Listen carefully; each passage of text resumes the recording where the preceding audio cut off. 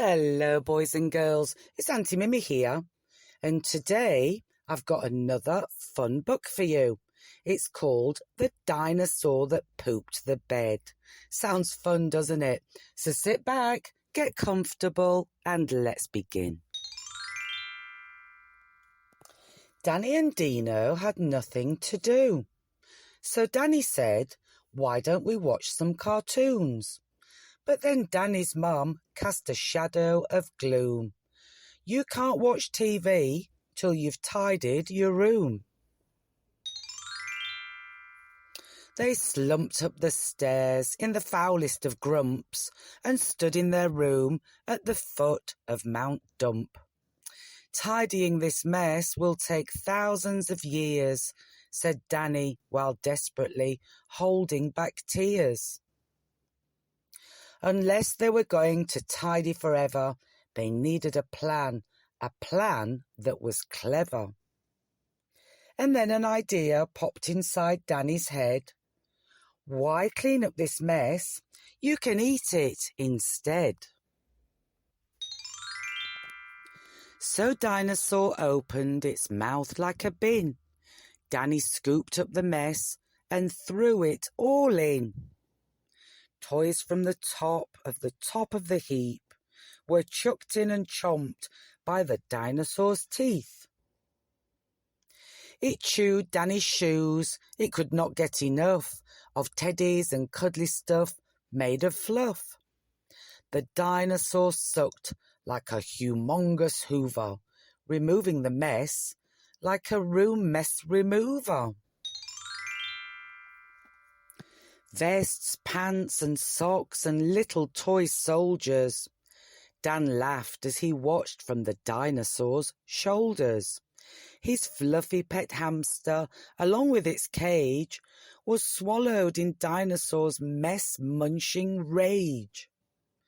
It munched on CDs, which, on reflection, were far from the greatest of record collections. So Dan didn't mind, it all had to go, if they wanted to kick back and watch TV shows. In Dinosaur's head, the bed was a burger, as diamonds would look to the greediest burglar. In one dino bite, the bed disappeared. No mess left in sight, the whole room had been cleared. Not one piece of rubbish was left to consume. At last we can finally watch some cartoons. But Dinosaur's tum cast a shadow of doom. It was full to the brim with the mess of Dan's room.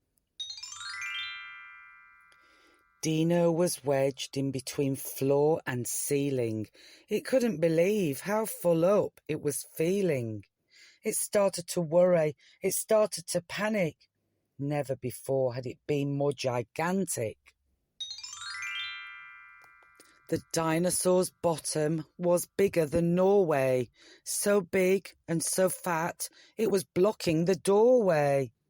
Then Dan started crying. His nose dripped with snot. They were stuck in their room and the TV was not.